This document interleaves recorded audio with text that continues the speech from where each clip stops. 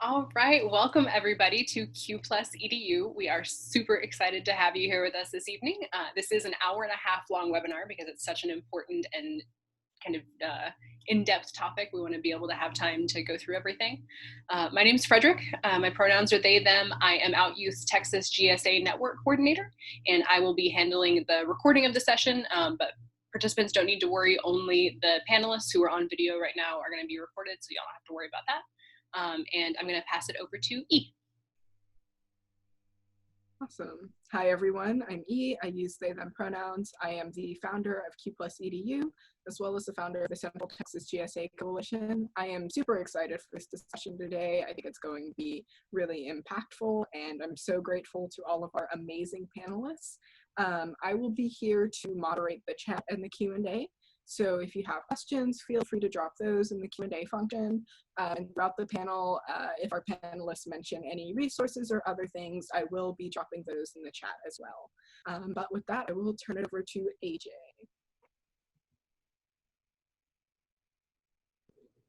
Sorry about that. I'm AJ. I'm a registered nurse at Cedar Medical Center, Austin. I work on a mother-baby floor. Been there for about 2 years, but I've been in women's healthcare for about a little over 10 years now.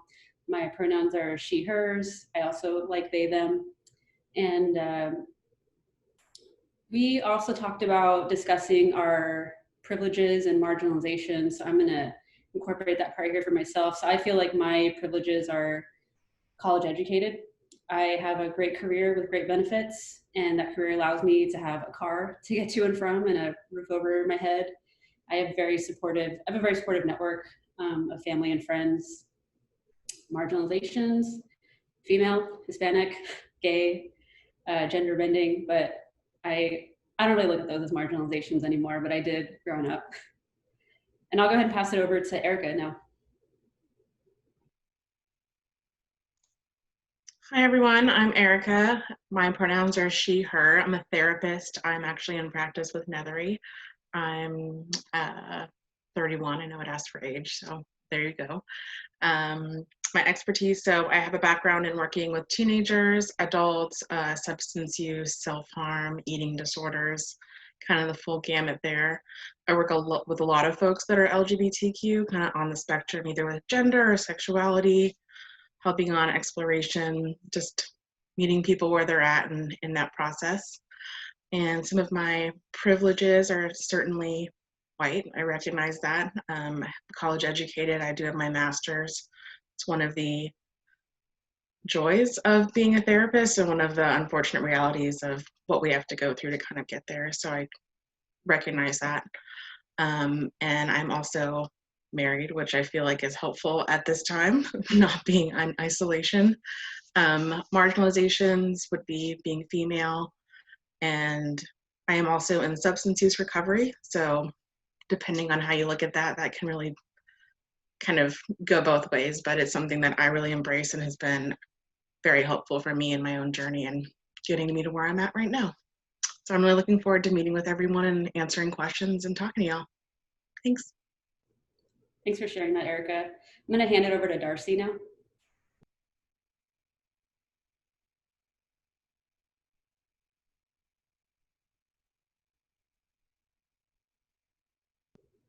Maybe we got a little frozen, so while she's working on that, I'll hand it over to Nethery. Okay.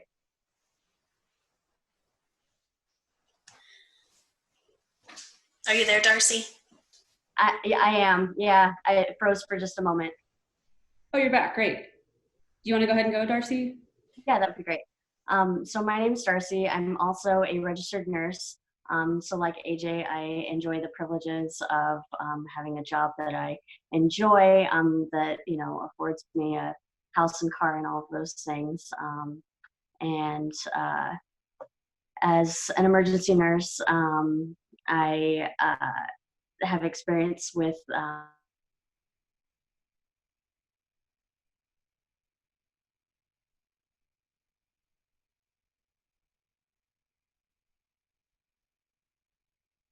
We'll just give her a minute, folks.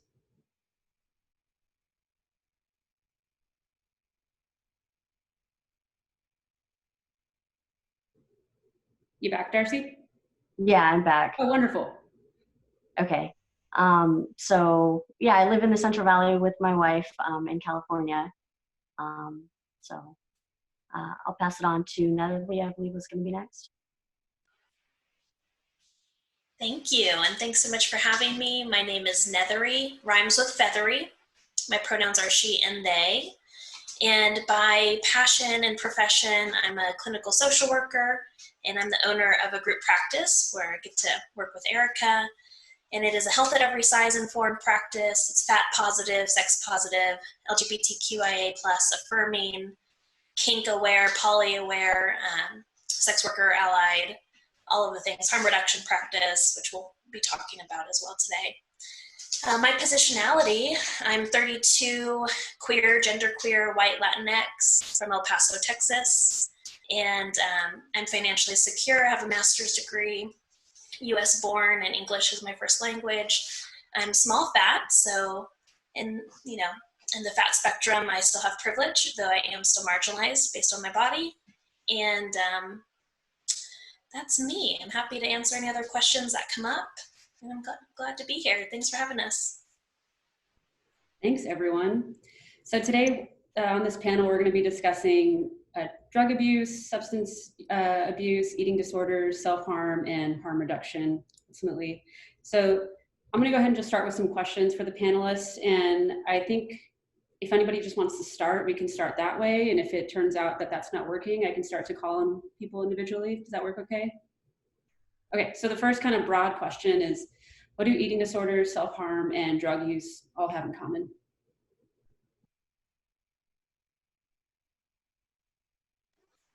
I'm happy to jump in. What they all have in common is it is a way of coping.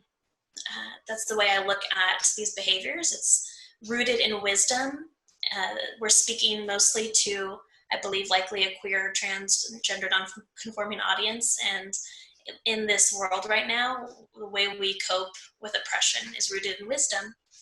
So I don't see it as a shameful behavior, and I think that that's where they all have in common. It's how to cope with oppression, traumatic stress, and intense emotions in a world that is trying to tell you to not be who you are. That's great. Do you think there's other ways that we deal with coping, or other coping mechanisms that we have besides that? Oh, sure. I think some people cope with working a lot. I think some people cope with avoiding feelings. It might be more anxiety-based or depression-based coping. Suicidal thoughts can be a way of coping. Going to therapy is another way. Reading, lots of fantasy, fiction world, a way to escape as well. Darcy, as someone who works in an emergency department, do you feel like you see like this is prevalent amongst LGBTQ youth, seeing issues with self-harm, substance abuse?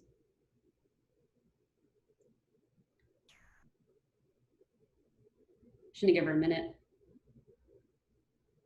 Unless one of y'all wants to jump in. Do I see this commonly among LGBTQ patients? Yeah. So I do, and unfortunately among younger and younger patients. So I think that especially right now during this pandemic, there's been a very large uptick in the volume of patients that are coming in that need help coping, and they're suffering in ways that lead to the suicidal thoughts and self-harm and stuff, and it's unfortunate. How young are we talking? Like 8 years old, I think is the youngest that I've seen. That was what happened there. If you want to share more, you don't have to.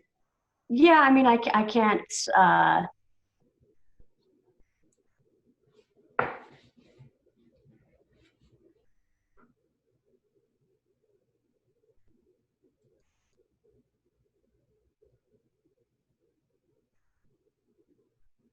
I should give her a little more time, and if we stay frozen, we can move on to the next thing. Oh, there we go. Hi. Hi. You probably can't get into specifics. You're right. So I can't get into too specific of anything, but you know, that patient was having suicidal thoughts and made an attempt to harm themselves. And I think that are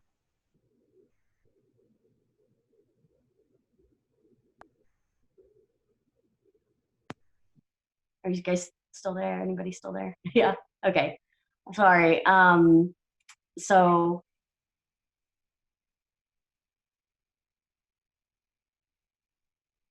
turn off the video. Yeah. Hold on.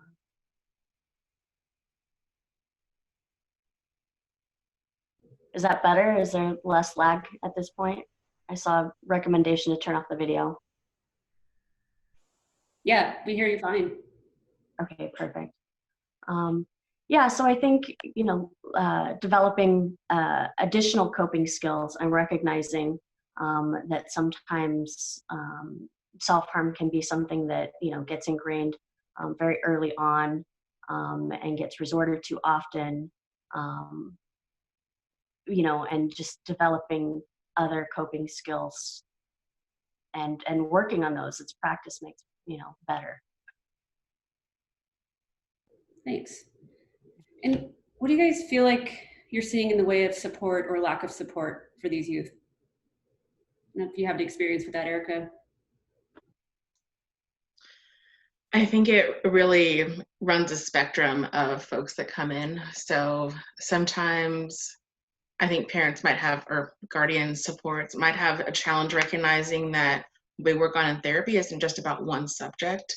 So they might get referred for a certain thing, but usually that obviously impacts bigger systems. So somebody coming in just for gender support may be suffering with self-harm or substance use.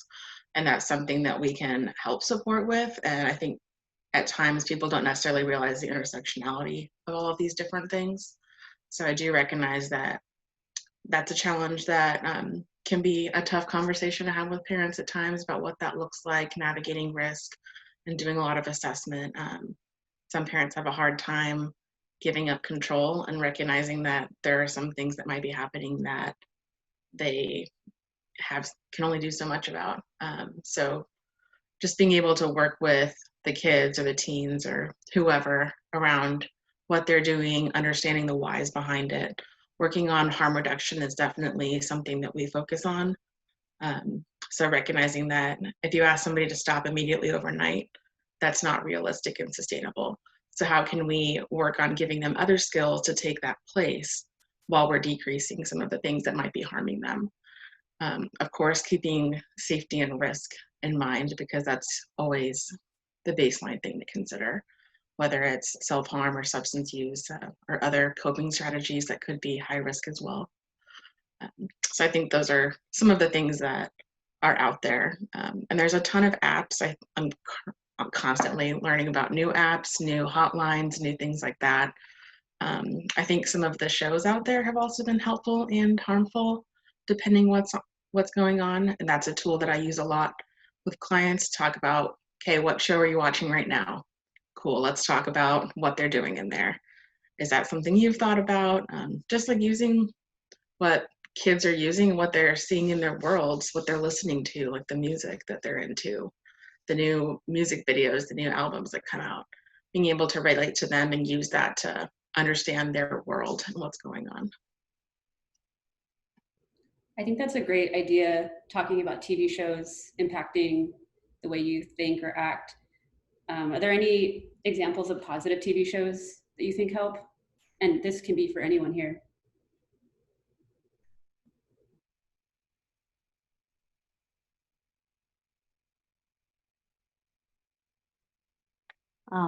So I think the show.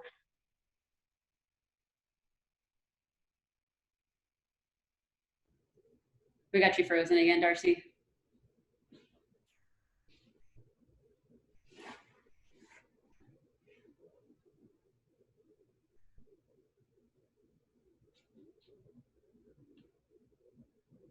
Hey, you back, Darcy?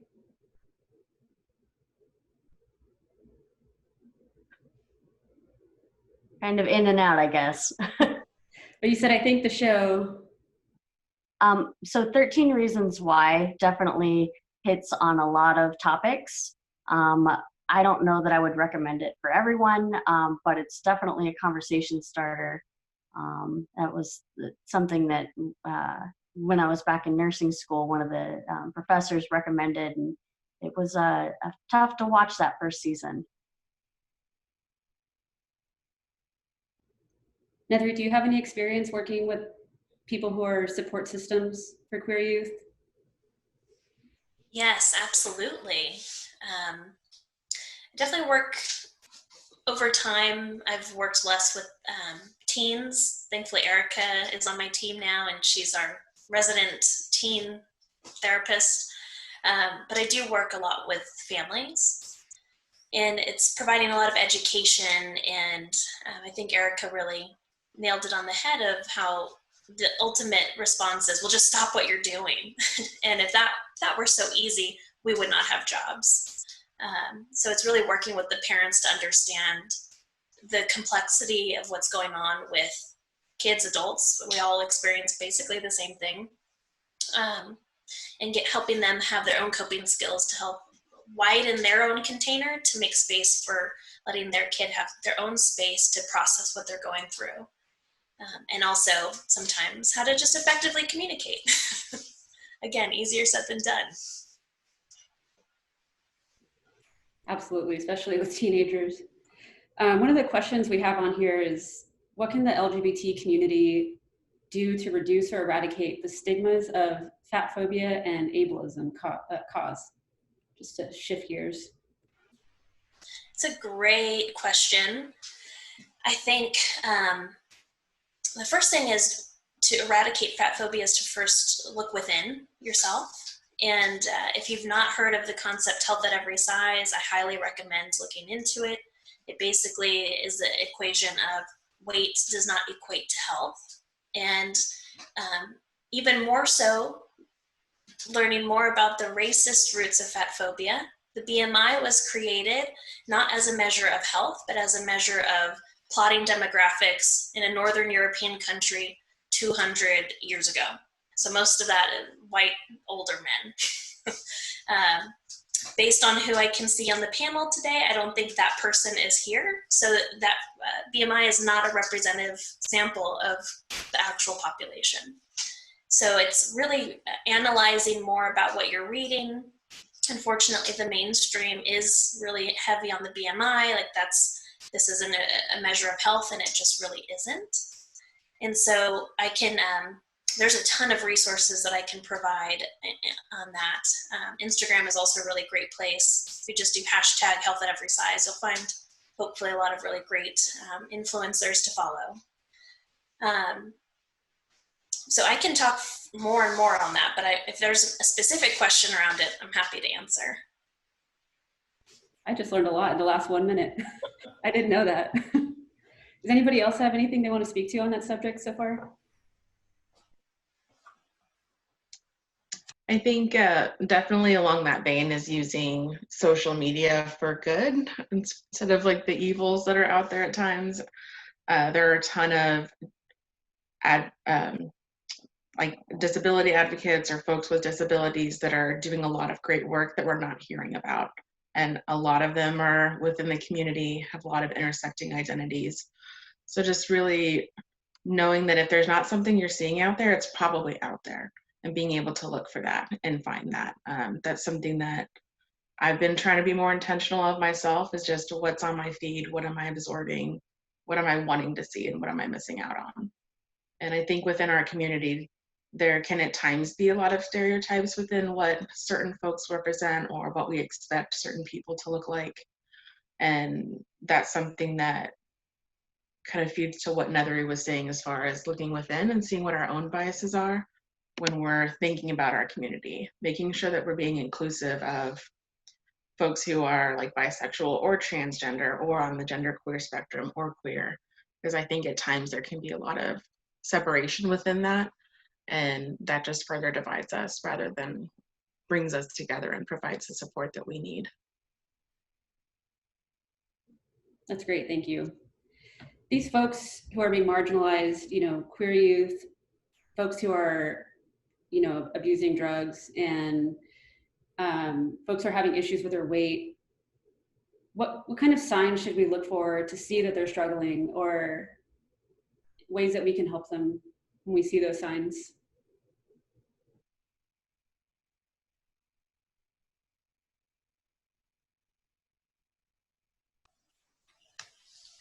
I think a great sign is just noticing if there are any mood changes. Sometimes maybe even for if someone looks really euphoric or improved in their mood and it's not normally their baseline, or if they're lower in their mood. So any really change, whether for improvement or not improvement in their mood, I'd look for that. One thing I do want to impart is that for eating disorders or even disordered eating, you cannot tell someone has an eating disorder just by the way they look.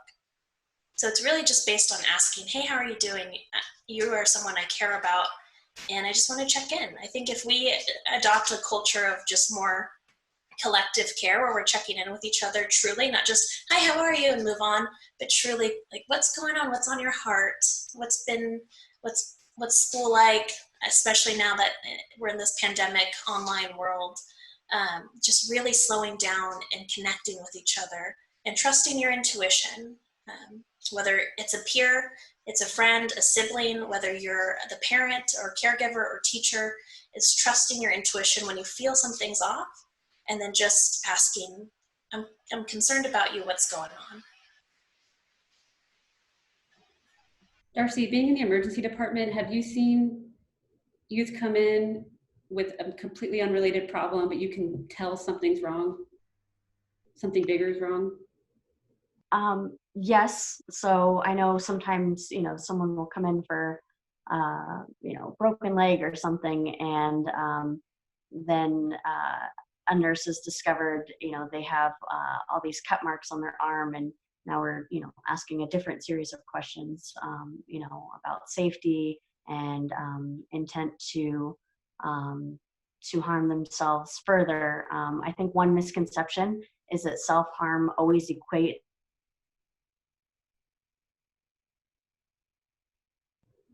We got you frozen again, Darcy, sorry.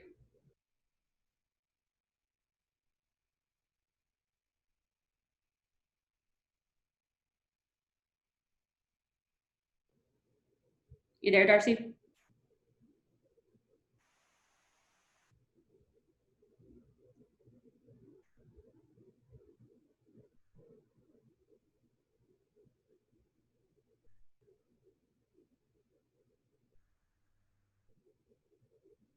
Erica, do you have any experience with that? Yeah, I'm gonna jump in, was just waiting.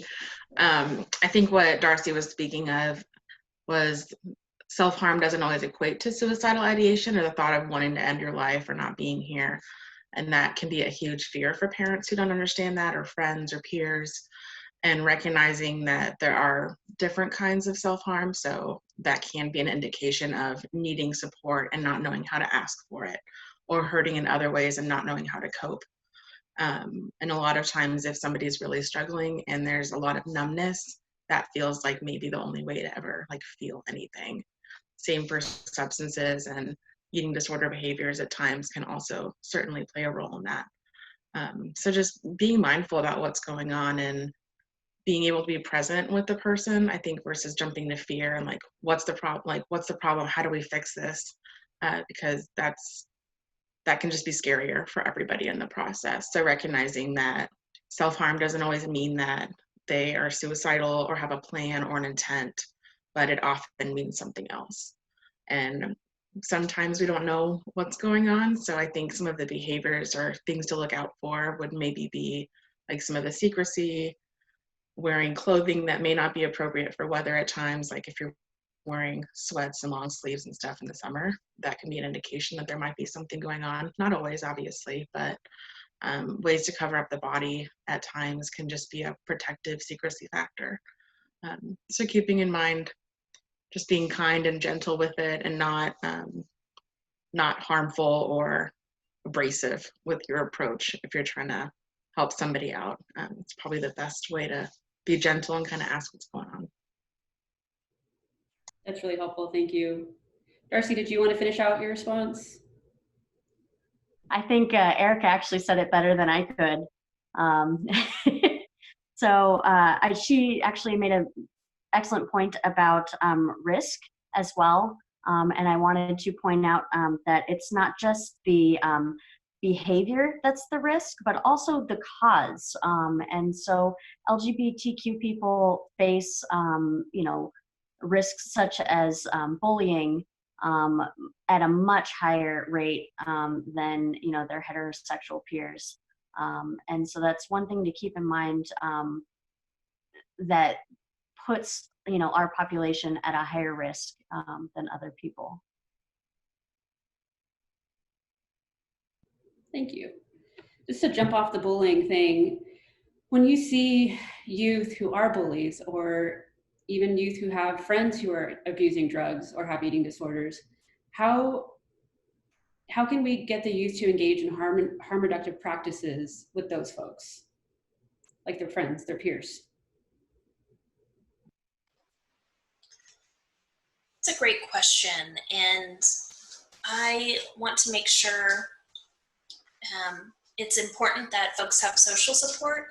And what I see a lot are kids who feel overburdened with trying to care for their friend who's struggling, when that's really not their responsibility.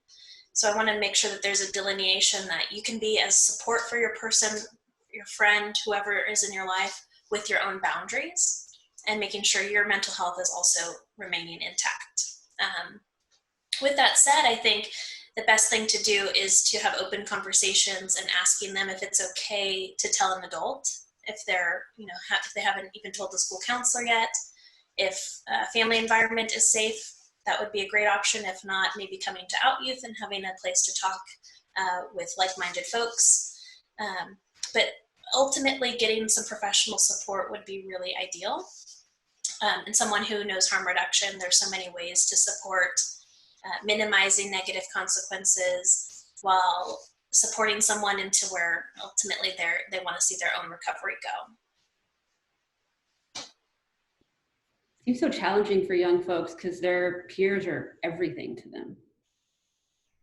That's something that y'all see in your practices? Yes, and that's why groups are so important and why I love supporting Out Youth, anything Out Youth does, because group and peer support, no matter your age, truly are really healing. We're wounded in groups, either by our families or by society at large, so it makes sense that ultimate healing is also in groups. Do you have advice for any LGBTQ youth about how to address these peers that are, doing harmful things to themselves or to others?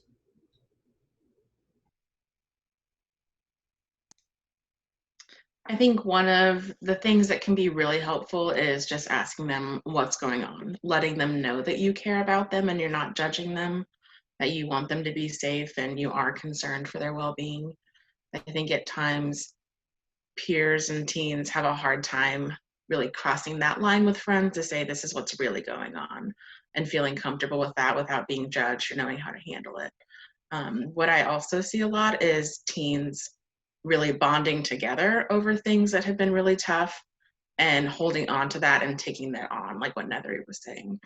So it is important to recognize what your own boundaries are, that it's okay to talk to an adult and get help. It's encouraged, because you don't have to be alone in this process. You don't have to be the one carrying your friend through. It's not your responsibility. It is to be a friend, but you don't have to be their caretaker. And there are people that are willing to support and are able to support and have the tools to be able to guide them through that safely. So I think that would probably be my recommendation. Just knowing that you're not alone and talking about it is probably one of the biggest things that brings in the shame and all of those other challenges. I think I might speak for all four of us that we have what's called a duty to report. So if we know that someone might harm themselves or hurt someone else, we have a duty to report this to authorities. Therefore, these youth are afraid of talking to someone like a bedside nurse or ER nurse or someone like a therapist. I mean, how do we handle those situations? Yeah, any of y'all?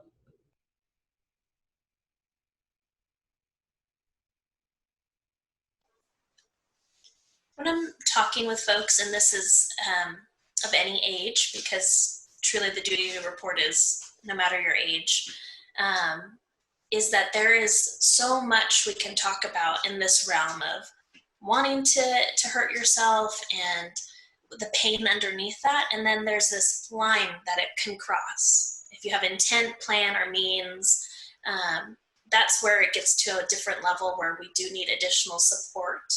And that's where reaching out for maybe an IOP, like other treatment centers that can maybe match the level of care that would be most beneficial to the person. But to give room and freedom that we can talk about the pain. But if it crosses the line where we're starting to actually make plans and actually have access to those plans, then that's where I would have to say, at least those who have duty to report, we do need to get someone else involved for support. Oh, sorry, you go ahead, Erica. I was just going to add to that. That's certainly like the approach that I take with a lot of folks. And when I am having a tough conversation with somebody where we are having to, where we've crossed that line and I'm like, we have to bring somebody in, is just letting them know that this isn't a punitive thing. This isn't to get them in trouble or to hurt them more, but this is because we care about them and we want them to be safe and okay. So just really having that empathy and compassion for them in the process, rather than it being like a negative consequence of something that they're doing.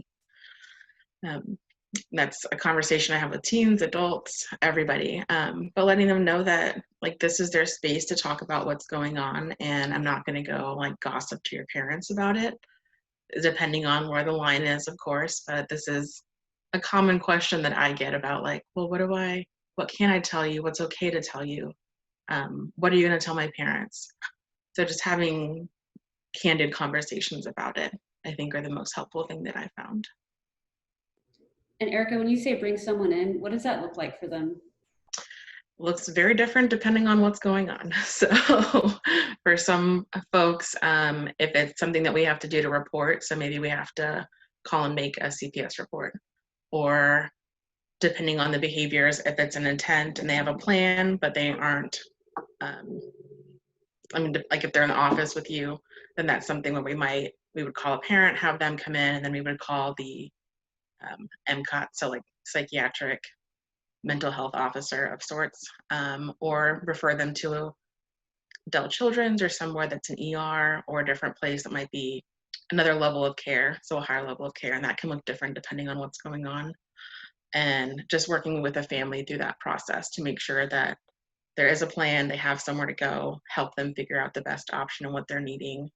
And if it's abuse and things like that, then we have to keep in mind the other pieces of what's going on. Is it somebody at home? Are they safe to go home after this appointment or not? I'd say one of the things with telehealth, it looks a little different with safety planning and things like that. So I do make sure that I have phone numbers for parents. I'm able to contact somebody, or if somebody's at home and I'm able to be like, hey, can you go get your parent? And they can come in and we can talk about this.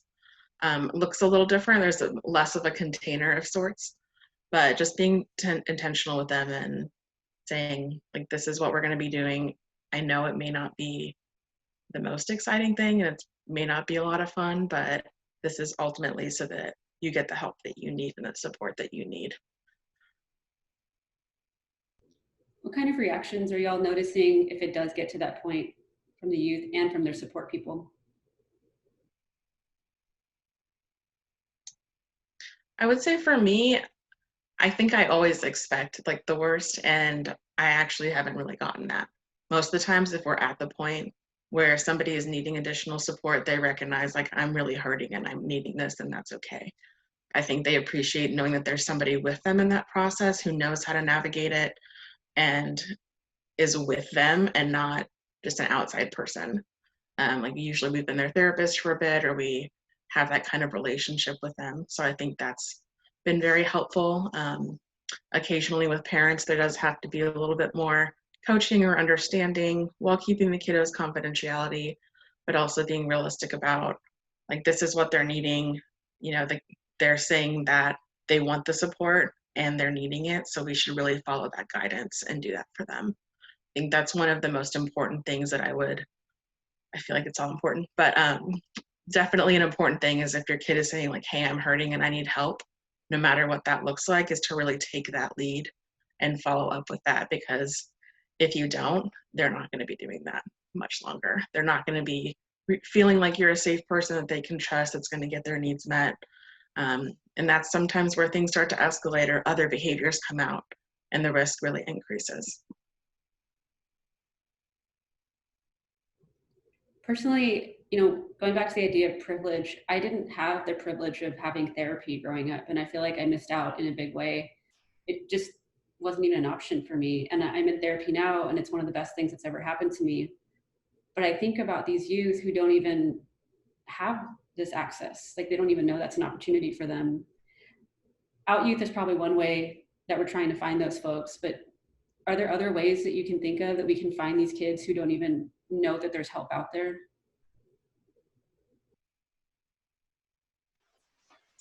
That's why social media is actually really can be problematic, but also really connecting to resources. And there's a lot of folks out there, professionals who have accounts that it's not therapy, but it can be therapeutic, or at least plant seeds, or at least point folks to resources. And that would be my idea, is to meet people where they actually are. Where do they hang out? Most of the time it's on social media, especially right now. And access is so important, and I do think there are many barriers to therapy. Again, why I love Out Youth, because it is accessible. But I do think that they have wait lists sometimes, so that's still not even accessible. So it's also, kids are also at schools, so let's make sure that school counselors are really well versed in teen issues, and that means being LGBTQ plus affirming. And I don't know that all school counselors have that training at this time. I would coming. Oh, go ahead, Erica. Sorry. Sorry. I would also add that if a school does have a gay straight alliance, that's something that I found helpful. Like, I've been a advisor for that as well as a therapist in the school. So that can be a great place to feel like you can get support. But I do also recognize that that can be a challenge if you aren't from a family that is supportive, because that can really kind of toe the line as well. Trying to find other places or other options through school or in the community and online, especially right now, I think there's a ton of places too. Yeah, I just wanted to lift up, someone in the chat just asked if there are other nonprofits, free therapy, or resources that allow for youth to get the help they're needing, like the help of LPCs or the like.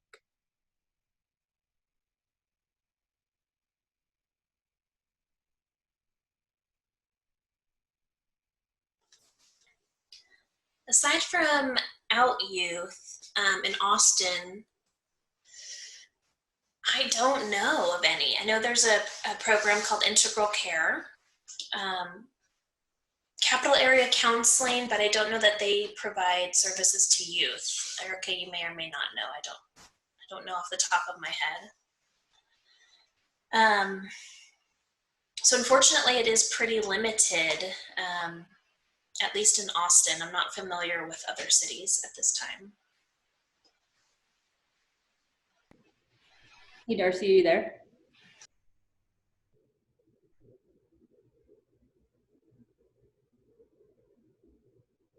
Yes, I'm still here. I was trying to get a better. That's okay. Okay. I was just curious for folks who come in to the ED. I know like some will just come in with thoughts of harming themselves, and that's just the only place they know where to go. What kind of steps do y'all take in those situations? Usually there's a referral out, and so there's a psychiatric patient and placement if that is necessary. May I jump back just a little bit here? Okay. So I wanted to go back a little bit to versus the duty to report. One of the things that can be very therapeutic for people is to use, whether it's creating art, music, poetry, whatever, that someone's friend friends may be privy to,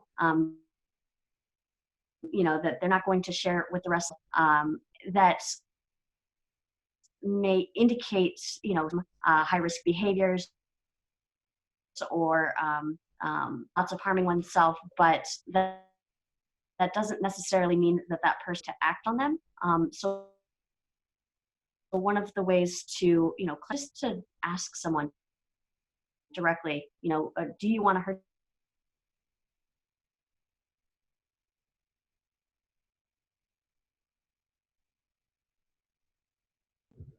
I think we lost you there, Darcy. Can you hear us?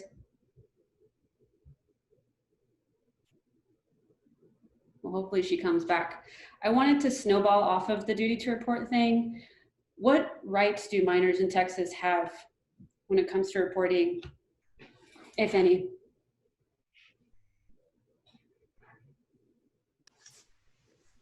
In terms of if they get a say about reporting or not, or?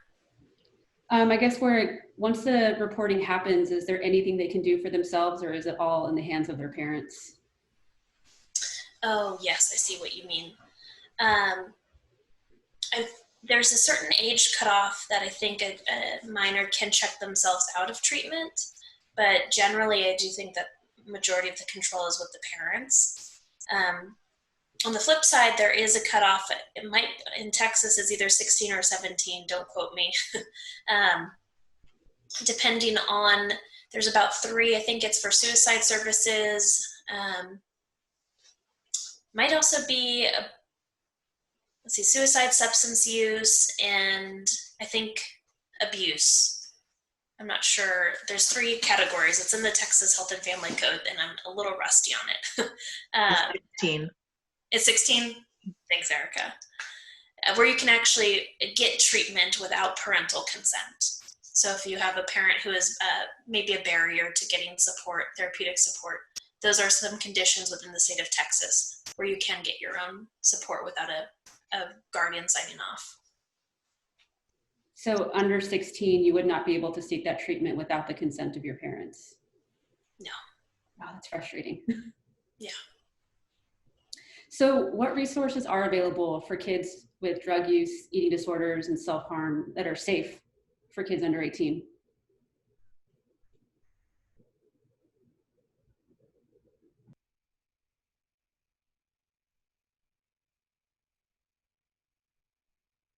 Or what resources might you offer to your patients who are under 18?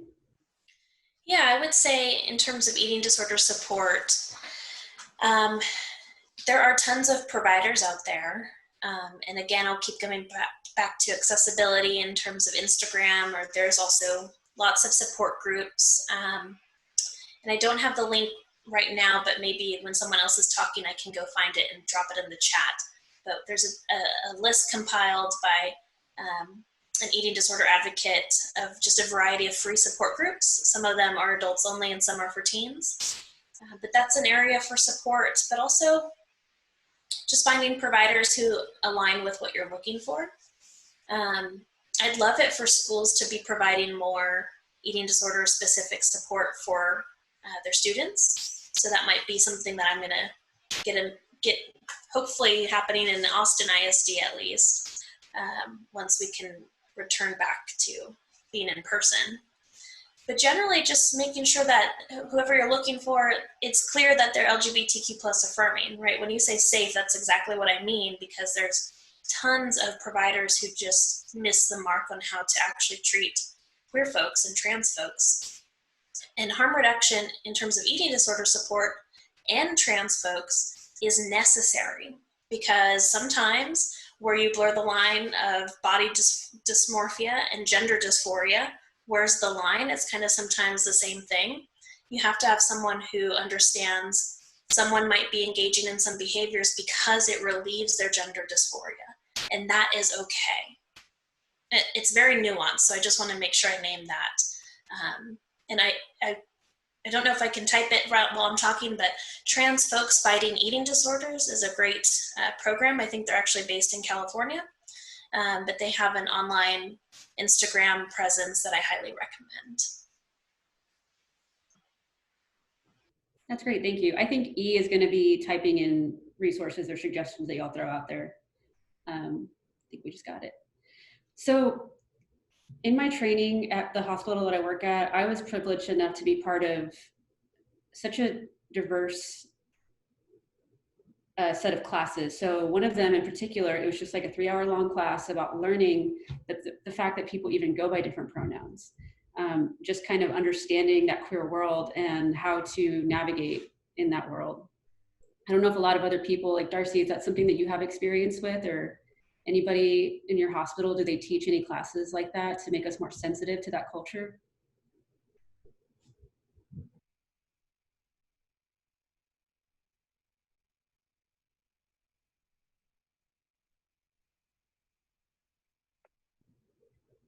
That's all right. And Erica, Nethery, is that something that you learned formally in your training, or is that something that you had to learn on your own?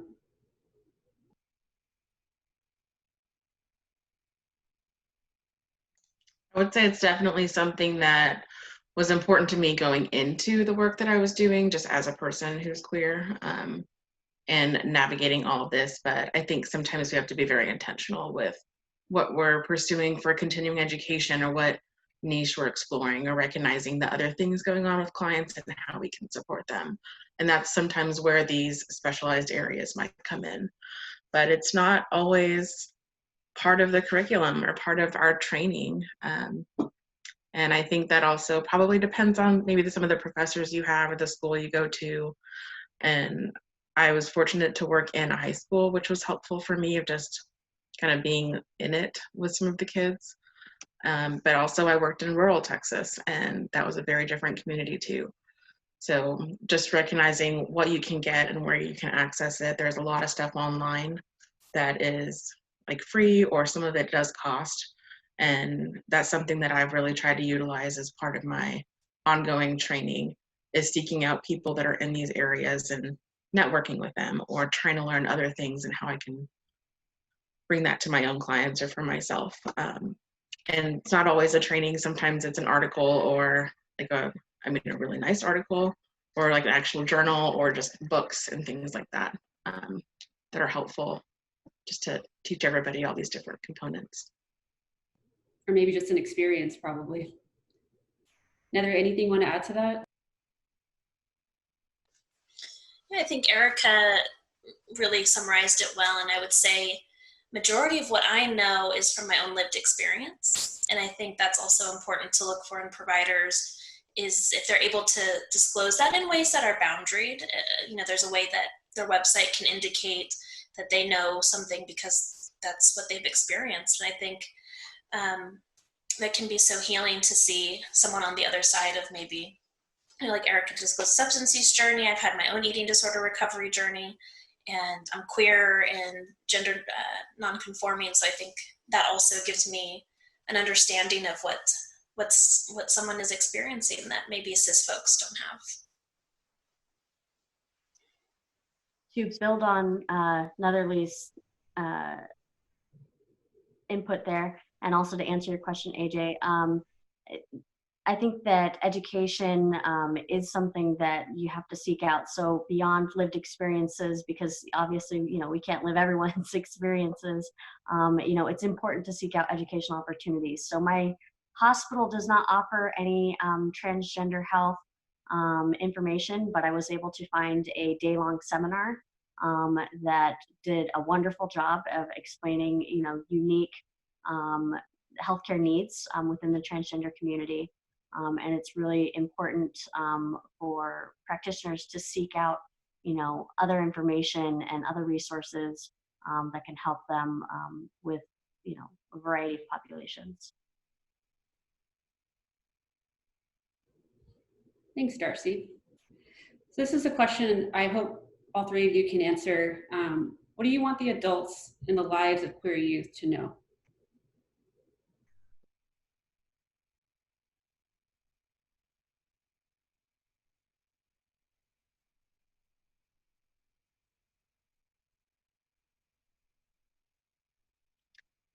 I think it's important to know that you can be supportive without fully knowing what's going on. You know, you can know that you're seeing signs of someone struggling. You can see, you know, someone can be struggling without necessarily needing you to save them in that way, that I think adults always kind of want to come in and save someone. And sometimes, you know, a struggle is necessary in helping them, you know, steer their own course, and giving them the resources that they need, and the support that they need, that comes unconditionally. That was great. Thank you. Oh, thanks, Darcy. That was really awesome. I think what I would also add to that is just noticing like what you're modeling as a parent at times. As a parent, I've worked with a lot of teens where maybe they're challenged with substance use, or they're vaping, or sneaking off and drinking White Claws, like who knows what. But recognizing that they're just modeling what they've been seeing their parents doing, or parents going to happy hour, having like wine night, maybe they vape and smoke. Those are just some of the things that I've seen can be a challenge with a kid understanding, like, why do I have to quit if I see my parent doing this, or I see other people in my family doing this? Like, why is it suddenly like a problem for me? And of course, there's like the implications of being somebody who's still growing and your brain is still developing and you're a minor. But beyond that, I think just really recognizing like how you're modeling your own self-care and boundaries. And that's something that kids pick up on, whether or not they ever thank you for it. But that is part of the family system and the groups that Ray was talking about. The people that are in our family are like the first relationships we have, and that's what we're going to pick up on. And those are the things that sometimes as adults we're still working on, like how to be a better human ourselves. So just noticing that and seeing how you respond to challenges that come up. If you get really reactive and very angry or upset, that can be challenging for a kid to feel like they can come to you with something that feels so big to them if you're reacting to the small stuff in a big way. So just being intentional with that. And also, I think it's important to have fun together. Like, this is something I'm always encouraging parents when we're working in treatment together. It's like, please continue to have like game nights or family nights out, especially during the pandemic. It's so important to not just have conversations about politics or treatment or what's going on in the world, but still like bringing in some of that fun and that connection, because we're really all just doing what we can to get where we can. And I think some parents too are having a challenge with just recognizing like school's going to be changed. Like, there's so many things changing right now, and giving a little bit of grace there and recognizing like we're all still in a pandemic. This was probably not the summer we all expected. School's starting up soon. So those are the conversations that I'm having with some of my clients about, things were different a few months ago and now we're kind of back there. So how are we handling this, and what can we do, and what are we enjoying and being grateful for about where we're at and looking at the year ahead? Thanks. Anything you want to add to that, Nethery? Oh, Darcy and Erica beautifully said. I think the important thing to note is the power of validation and affirmation. The stats that we see of LGBTQ youth coming from families that are validating and affirming in terms of their mental health versus families that are not, it's astonishing the difference.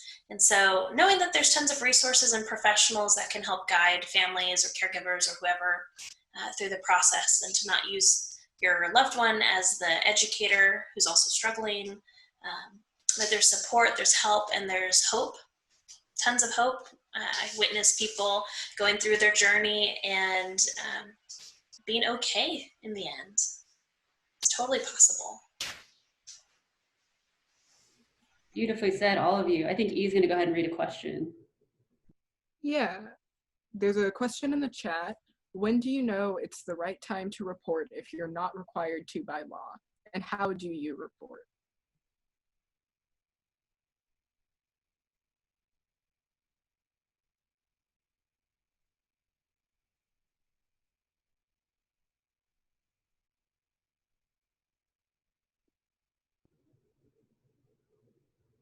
I think you know it's the right time to report as a gut feeling.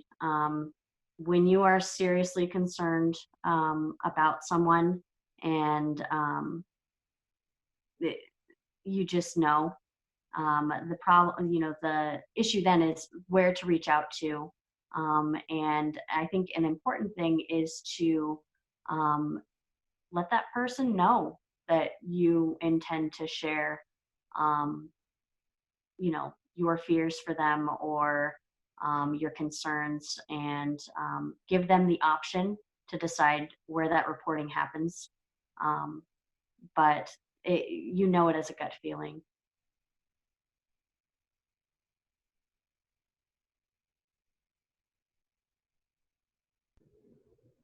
I see another question that says, how do we help students access resources like GSAs remotely when home might not be safe?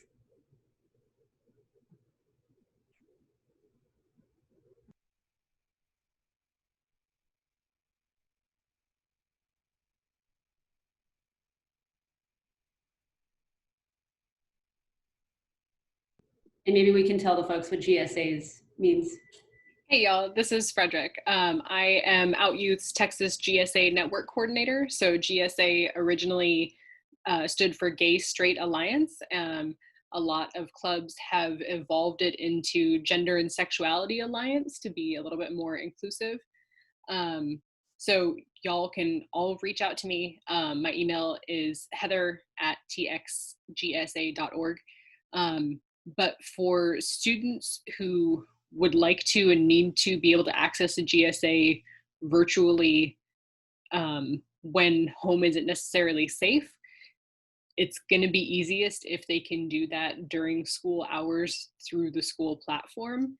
And I know that because of the pandemic, that's not something that's happening a lot in Texas, because that's also another task that we're asking teachers to take on. So it's definitely something that we're working on at the Texas GSA Network, but I would just encourage youth to stay engaged in whatever ways are safe. There are tons of national chat lines and talk lines, Discord channels. There's lots of different places that folks can get involved that maybe aren't quite so rainbow colored and obvious. And so it might be a little bit safer for them to access from home. But we know that that access is an issue too, because if there's only one computer for the family and they can only use the computer to do their homework, then, you know, they're not allowed to be on Discord after dinner. So there's a lot of different issues that come up, but you can always reach out to me if you have concerns about a particular school, a particular student. I can definitely help anybody in Texas with that. I'll let y'all take over. Well, I just wanted to say I dropped the link to Out Youth's virtual drop-in the chat. And again, that still poses an issue if there are students who don't have technology access. But if there is a student who does have access to a computer or phone, they can join that discussion with headphones. If they're not able to talk out loud about LGBTQ+ issues, they can participate in the chat. But that is also an option just if they want a peer support network. Thanks, E. I was also wondering, the resources that you're dropping in, are they going to disappear once the Zoom chat is over, or is that still available somewhere for folks? Yeah, so they will disappear, but when we post this video on our website, all of the resources will be posted alongside it as well. Okay, just to let folks know, that should be posted in about 2 weeks or so. All right, everyone, I'm gonna jump back into it. I have a question that I hope all three of you can answer as well, because I really like this question, but what message do you have for LGBTQ young folks out there?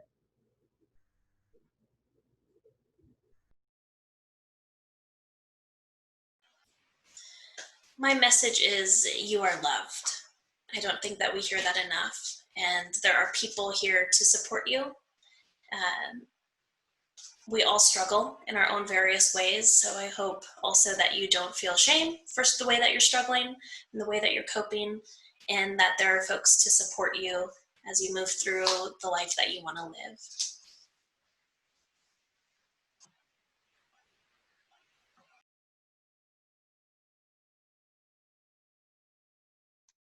I would say definitely along those lines, something that was really helpful for me was the affirmation, you are seen, you are heard, and you are loved. So I think that was like the visibility that I didn't have personally, and some folks just really don't have. So just recognizing that there are people out there, you're not alone, and whatever you're struggling with, this is not a permanent situation that you will be in, especially if you're a teen, like eventually you will get out of your house and have a life outside of that. So just recognizing that there is a future beyond the challenges that you're seeing right now.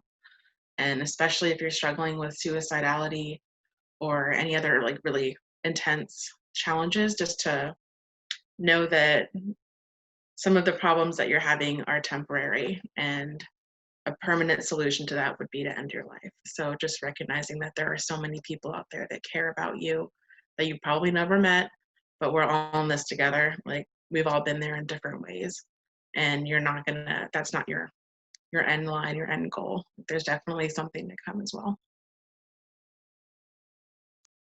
Absolutely. Not to sound too cliche, but the only thing that stays the same is change. And so, when you're going through a tough time, just keep going through it, because everybody on this panel has been through some tough things and knows that it gets better. It really does. So. Yeah, I do love the "it gets better" mantra. Y'all, this was incredible. You shared so many great things. Is there anything else anyone wants to add before we open it up to Q&A? I did want to throw back to one of the things that these behaviors have in common, and I would say that it's the release of neurotransmitters. We know about dopamine and serotonin, and sometimes the behaviors such as disordered eating or recreational drug use and self-harm can release that dopamine, and it's possible to release those neurotransmitters in other ways, and to develop the skills to find things that give you that same enjoyment in other ways.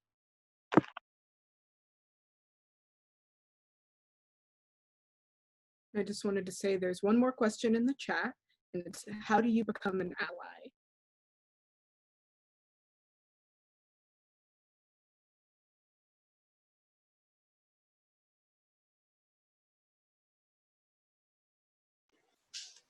I think that's a great question. There's such good heart and intention in that question. And I just want to make sure we differentiate. You don't, ally isn't something you just become. It's something you do every day forevermore until there's liberation for all. And that's something that we can always come back to, is how are you unlearning all the messages that you've been taught? And there's so many different ways to do that. Could be the people in your life who matter most to you, and just learn about what their identities are, what they're currently struggling with, and actively educate yourself and immerse yourself in their world. And voting, if there's 18 plus over here, please vote this election.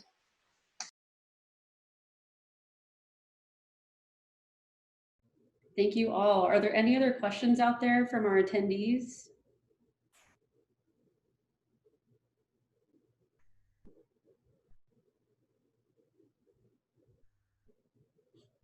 You said vote, yes. Yeah, I don't see any other questions yet, but again, attendees, please feel free to continue dropping things in the chat or the Q&A. But I just wanted to ask, how do we avoid encounters with law enforcement when it comes to substance use or self-harm? I know from personal experience, the first time that I had someone do a report of self-harm, they sent police to my house, which as a Black person, as a queer and trans person, is not something that was helpful to me in that moment. And I think especially when it comes to substance use, like I know that if I have any substances in my system, then I'm worried that I'm going to end up with a drug charge and not healthcare. And so I'm just wondering, how do we make sure in those instances, you know, we want to make sure that people are safe and that they're getting support, but we also want to make sure that police aren't called to the scene in those instances?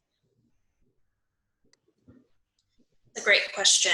I would say, in terms of the self-harm reports, that when possible, which hopefully is every time, there's a way that a parent or caregiver or someone is able to transport anyone to a hospital for attention without having to involve police.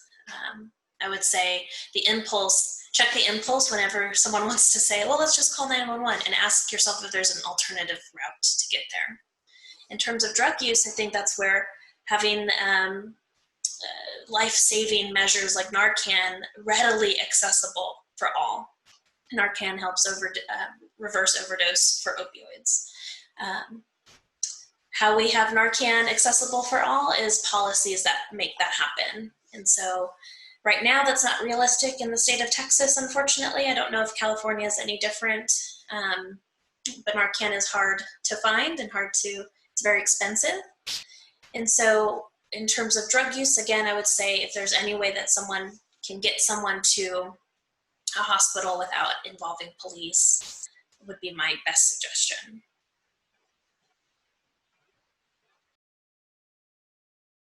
Do police then become involved if someone's brought to the hospital and you have to use Narcan? Maybe you know.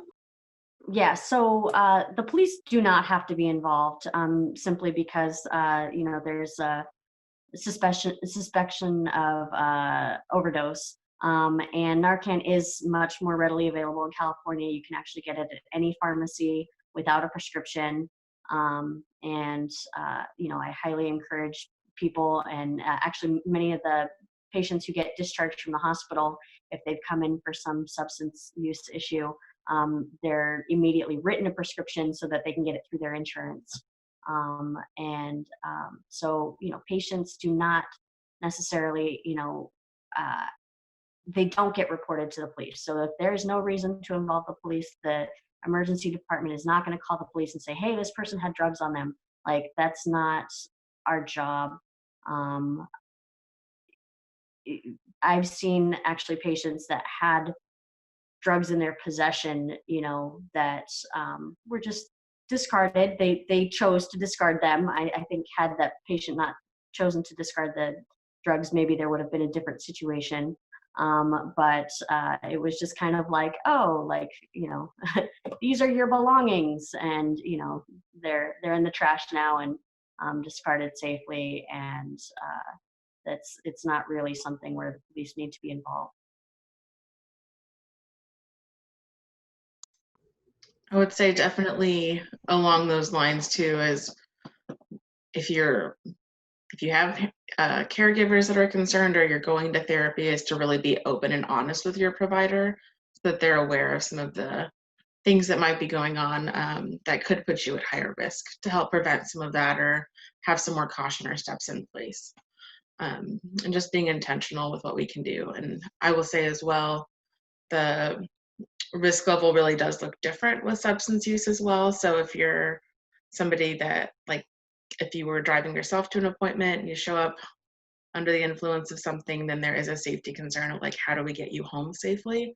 But other times like that, it's really just keeping people as safe as possible and trying to limit the contact for calling the police or any other interference. That really just kind of depends on the circumstances, but it's something that we do try to avoid when we can. What other methods do we have, and how can we get this person the support that they need safely, and recognizing the other challenges that could be at play as well. If a minor were to tell either of you in therapy that they are using drugs or have them in their possession, are you required to tell their parents at least? No. There's going to be, this is provider differences. And so in our practice, we provide comprehensive sex education, which is like real sex education. So if teens have questions, we tell you all of the answers. And that also means respecting privacy in terms of substance use. We have parents sign a form and teens sign a form that say, we really are only going to tell parents information they have to know. And oftentimes kids want to start having conversations with their parents, and it's a much easier conversation to facilitate when the teen knows that they get to decide when, how the conversation is provided. Now, if there's other risky behavior that goes along with the substance use or possession of drug use, which is also, that's risky in and of itself, would try to intervene with the kid through harm reduction practices. But ultimately, if we do need additional support to make sure that overall safety is ensured, then we'll have the conversation first with the teen to say, hey, this is one of those times where, given the parent, caregiver, whoever is actually a supportive person, then we would say we got to bring them in. But definitely, if you're in therapy, have that conversation with the therapist before you start disclosing information. You always have every right to ask your therapist what they do with your information and what you can tell them and when they have to tell someone else. I will say definitely as a teen, I lied to plenty of therapists about this because I didn't know. And I mean, even as an adult. So just being able to even ask like hypotheticals about what somebody would have to share. And it really can make all of the difference to have that conversation and be open with people. Like, we're not here to judge you. We're a safe space. That's what I'm constantly telling people. It's probably annoying, but just letting them know that this is their space and I'm here to help them and like be a part of that journey with them. It's not to get them in trouble or find things to use against them. So recognizing that we're all like doing the best we can right now. And risk is certainly a factor in that, depending on what other things might be going on. But especially if somebody does disclose that they're using substances, then that does not immediately mean that we have to tell your parents or make a report. If they do disclose that information to you, what sort of tactics do you use to reduce harm? I definitely want to learn more about what's going on, maybe where they're getting it from, why they're using it, of course. I think we've all kind of touched on what else is going on, that they feel like this is the only way to handle it, or one of the only ways to handle it, by numbing out or zoning out. And what else are they doing? Are they going out and doing other high-risk behaviors while they're using? Are they mixing it with things? Also, if you're on medication, that's something to keep in mind if you are using substances, because that can really impact like the function of your antidepressants, for example. So just being mindful about what other pieces might be going on in there too. Yeah, I think that kind of answers what I had in my head. Frederick just put something in the chat, neverusealone.com. That's a harm reduction 101, never use alone, when we're talking about drug use, especially if you're using, really right now, anything can be laced with fentanyl, and fentanyl is the active ingredient that is causing most of our overdoses right now. So being careful to never use alone. If you live in California, get a prescription for Narcan. That is wild to me to hear. We're in Texas, a very oppressive state. Austin Harm Reduction Coalition does have Narcan available, so folks can petition for that. In terms of other harm reduction strategies, there are fentanyl strips, testing strips as well, and Austin Harm Reduction Coalition does have that available too. So it's testing your drugs as well. And ultimately, I think pros and cons, right? That's a great intervention to mitigate risk of what are the pros and cons of a situation. And it just depends on an individual's experience, and there's so many factors that can be going on into how to mitigate harm.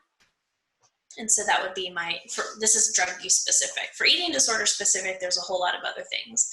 After purging, make sure you have electrolytes replenished, either through Gatorade, Pedialyte, or other forms of getting electrolytes. Not brushing your teeth after you purge through vomiting. Making sure you drink enough water, those sorts of things. I think that's really great when you're speaking about the eating disorder one, because it's you're not necessarily telling them to stop, like we talked about in the beginning, like stop what you're doing, but you're finding ways to slowly get them to a better place. I think that's great. Yeah, and I think it's something Erica was just touching on is it's not why the behavior, but why the pain. So what's underneath that? If we look at an iceberg, the tip of the iceberg could be the behavior or the emotion even, but what's underneath that? And that's what I'm more interested in. Non-judgment, no shame in whatever behaviors are presenting, but I'm more curious as to what is underneath that, the pain, and that's where I can step in to provide support or at least bear witness. You'll find that it's easier, like trying to dig at that core reason, that it's easier to speak to youth over adults or vice versa.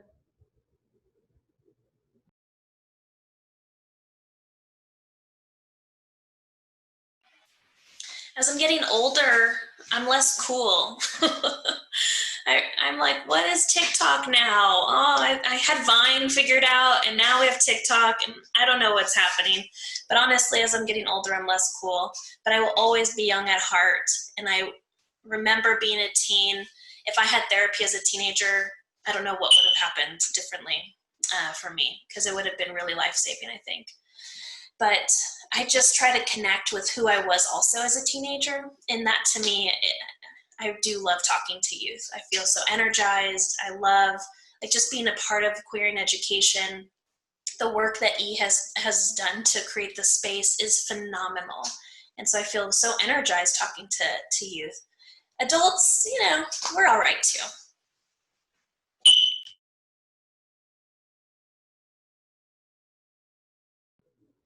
Erica, Erica or Darcy, do either of you have better, worse, or easier experiences with youth or adults?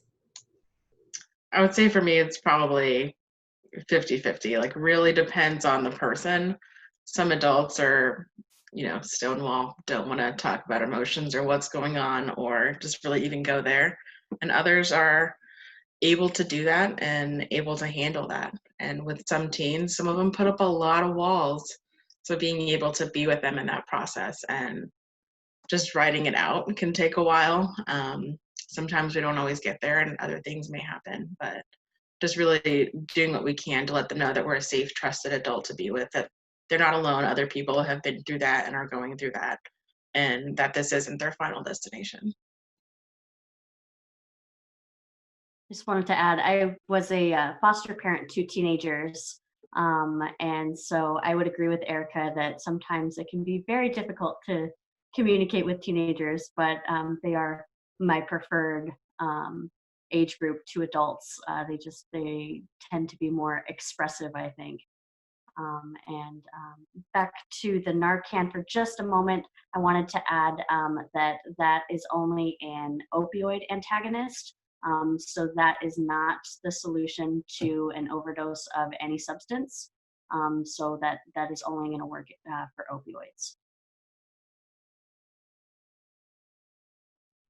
This is Frederick. I had a question for you, Darcy, specifically about like harm reduction when it comes to self-harm. Like what kinds of things should people be doing to like reduce or mitigate the negative effects of like self-harm or self-injury?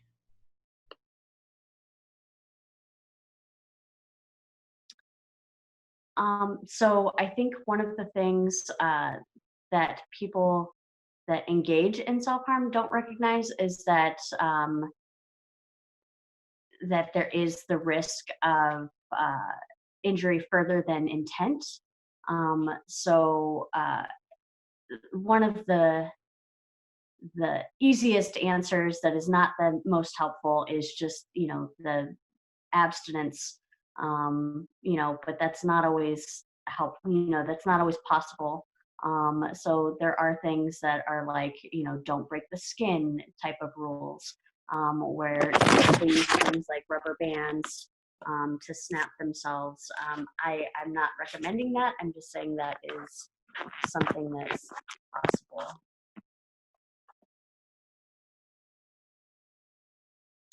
Can I add to that? I was just going to say that those are certainly things that I talk to clients about. Other times I maybe encourage painting or drawing on yourself instead of doing self-harm, seeing like what they're using and if it's clean, if their wounds are clean afterwards. That's also something that I try to keep in mind, just to see how they're taking care of things. And also just recommending like what other things can they do. Sometimes if that means like jabbing a pen into a journal, like go for it, do what you got to do. Just encouraging like other things along those lines that might be similar, but trying to get the gist of what's going on. Thanks, y'all. Yeah, I just started reading The Body Keeps the Score by Dr. Bessel van der Kolk. So I can't recommend it yet because I'm not done with it, but so far it's amazing. And yeah, just identifying self-harm, like one of the things that he talks about is identifying self-harm as a means to be able to feel. And so like he talks about the fact that like for people who've experienced trauma, and often like childhood trauma, they have a hard time like feeling not only like their emotions in their bodies, but also just like feeling their bodies, like can't feel when they're being touched if they can't also see that they're being touched. Like they can't, you know, they don't feel, you know, their bodily functions until it's like, oh, and like I have to go to the bathroom right now, those kinds of things. And I think for me at least, it like gave me even more compassion for people who are dealing with, you know, self-harm and things like that, because it's like everyone should be able to feel all of the good things, you know. And I think that's one of the things that the book has talked about, is how people who are trying to cope with not feeling the bad things have also shut themselves out to all of the good things.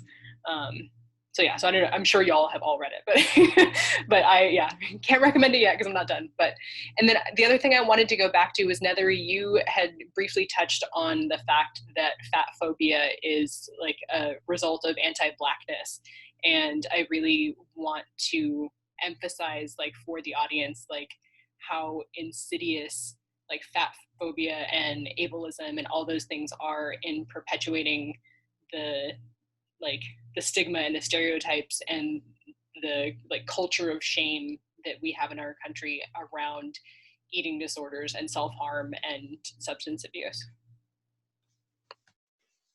Yes, thank you. And I just put in the chat an amazing piece of literature called Fearing the Black Body by Sabrina Strings. Highly recommend the book. There's definitely not enough time for me to even begin to summarize that, so I'll just leave that little teaser.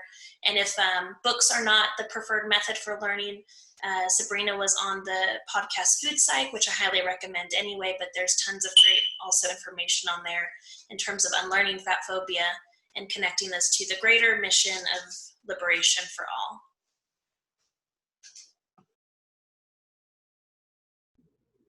Thank you all. If there's any last questions from the participants, we have a few more minutes, but from the panelists, are there any final thoughts you want to offer to the participants?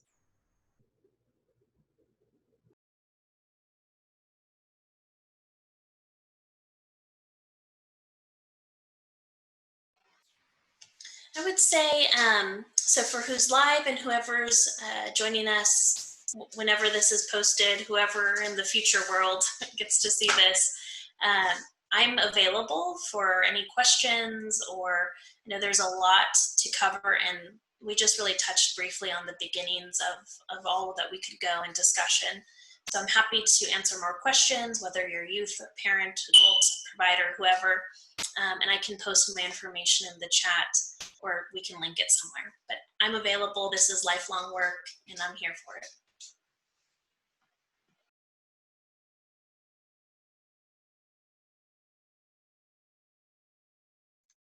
I'll definitely second that, and I mean, probably whatever Nethery posts will be accessible to reach me as well, but I'm open to these conversations and continuing where this looks like we're always learning and evolving. And I think especially with where things are these days, we're just going to continue to grow with what we're able to access and find and support each other in this process.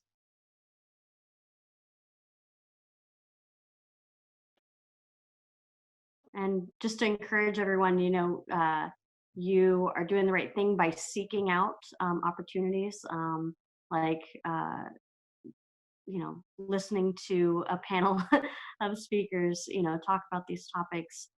You're already, doing the right thing in finding resources. So good job.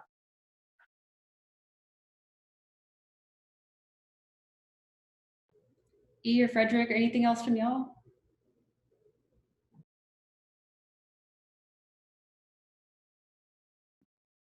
I don't have anything else. Frederick, if you have anything. I know y'all are so brilliant, and like AJ said, like I learned so much, and like all these like little like brilliant like sparks of glitter. Yeah, we're so grateful to have y'all here, and yeah, we're really thankful for y'all. It was a pleasure to be in y'all's company, and thank you for letting me be a part of this, Frederick. And E, thank you. Yeah, and I just dropped a link in the chat. Our next session will be tomorrow at 6 p.m. Central Time. It's about communication for healthy relationships. We'll be talking about communication around sex and boundaries, and then additionally just general communication in relationships. So if any of you are interested, we would love it if you would join us for that. And also we'd love to hear what you thought about this session or any other Q+ EDU sessions you've attended. So I put the link to the feedback form in the chat as well.